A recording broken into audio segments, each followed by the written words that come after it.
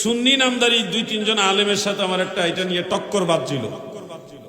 তারা বলছিল নবীকে কবরে হাজির করা হবে বা নবীজি হাজির হবেন, এটা অথেন্টিক না। ওনারা দলিল দিয়েছিলেন ইমাম শিহাবুদ্দিন কাস্তালানি রহমতুল্লাহ আলাইহির মাওয়াহিবুল লাদুনিয়া থেকে। আমি বলেছিলাম ইমাম কাস্তালানির বক্তব্য ওনার ব্যক্তিগত, কোনো নস ভিত্তিক নয়, কিন্তু ইমাম নববীর বক্তব্য হলো ইলমে নাহুর আলোকে এটা অথেন্টিক ভাবে প্রমাণিত। একটা হলো লজিক্যাল আর একটা অথেন্টিক্যাল, একটা ধারণাসুলভ বক্তব্য।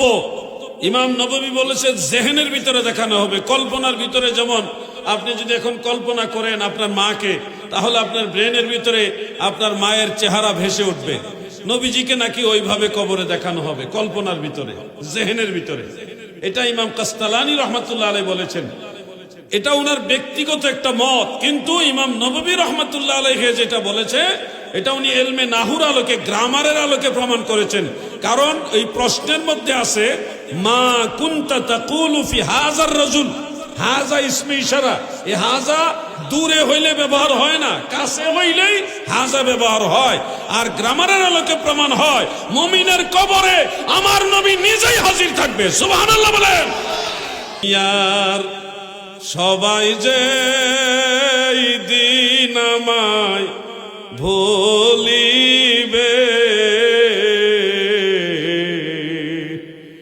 দয়াল নবী সেই দিন দেখতে আসবেন কবরে।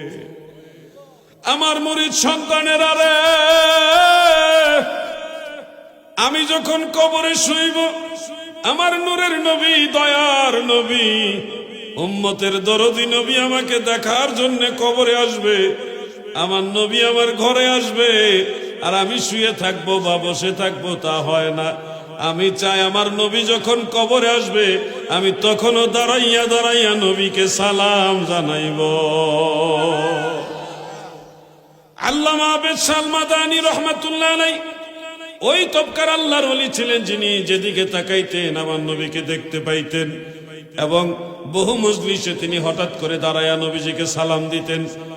এক মাহফিলে কয়েকবার দাঁড়ায়া নবীজিকে সালাম দিয়েছে। এরকম হালতওয়ালা আল্লাহর ওলি ছিল আবেদ শাহ মাদানী রহমাতুল্লাহ আলাইহি, যার সামনে মোকাবেলা করার মতো, ইলমি মোকাবেলা করার মতো দ্বিতীয় কোনো আলেম ওই জমানায় ছিল না। এত বড় আলেম যিনি আমার দাদা পীর লাগেন, তিনি এই শিক্ষা আমাদের দিয়ে গেছেন যে সর্বাবস্থায় নবীজিকে খেয়াল রাখো। কবরে গেলেও নবীকে খেয়াল রাখতে হবে। যদি কবরে গিয়ে নবী না চিনো তাইলে তোমার সব শেষ। বুখারী শরীফের মধ্যে আছে কবরে মাত্র একটা প্রশ্ন হবে। কয়টা প্রশ্ন? কিন্তু আমরা জানি কবরের প্রশ্ন হবে তিনটা। কয়টা? এটাও আছে হাদিসে, তিরমিজি শরীফের মধ্যে আছে তিনটা প্রশ্ন, কিন্তু বুখারী শরীফে আছে একটা প্রশ্ন। সবাইকে তিনটা প্রশ্ন করা হবে না, কিছু কিছু মানুষকে তিনটা প্রশ্ন করা হবে, কিন্তু কিছু মানুষ আছে শুধু একটা প্রশ্ন করা হবে। মা কুনতা তাকুলু ফি হাযার রাজুল আল্লাযী বুইসা ফীকুম, এই ব্যক্তি সম্পর্কে তুমি কি বলতে যাকে তোমাদের মাঝে পাঠানো হয়েছিল। হাফেজুল হাদিস ইমাম মহিউদ্দিন নববী রহমাতুল্লাহ আলাইহি শরহে মুসলিমের মধ্যে লিখেন, এই হাযা ইসমে ইশারা দ্বারা বুঝায় আমার নবীজি সেখানে হাজির থাকবে, উপস্থিত থাকবে, নবীজি নিজেই উপস্থিত থাকবেন। মাওলানা হুমায়ুন কবির সিদ্দিকী আল হুসাইনি সুন্দর বলেছেন, ওনার আলোচনা আমি শুনেছি, ভালো বলেছেন উনি। কবরের ছবি দেখানো হবে না, বরং নবীকেই দেখানো হবে। সুবহানাল্লাহ বলেন। ইমাম নববী রহমাতুল্লাহ আলাইহি কথা লিখেছেন শরহে মুসলিমের মধ্যে। উনি হাফিজুল হাদিস, ইলমে নাহুর আলোকে রায় দিয়েছেন। কারণ হাযা ইসমে ইশারা, কাছের মানুষ হইলে, কাছের জিনিস হইলে হাযা ব্যবহার হয়। যদি দূরে হইতো তাহলে তিলকা ব্যবহার হতো, যালিকা ব্যবহার হতো। যালিকা যেমন যালিকাল কিতাবু লা রাইবা ফি, কিন্তু হাযা যখন এসেছে তখন এটা কাছে বুঝাইছে, কাছে, নিকটে, হাজিরের মানা দিয়েছে।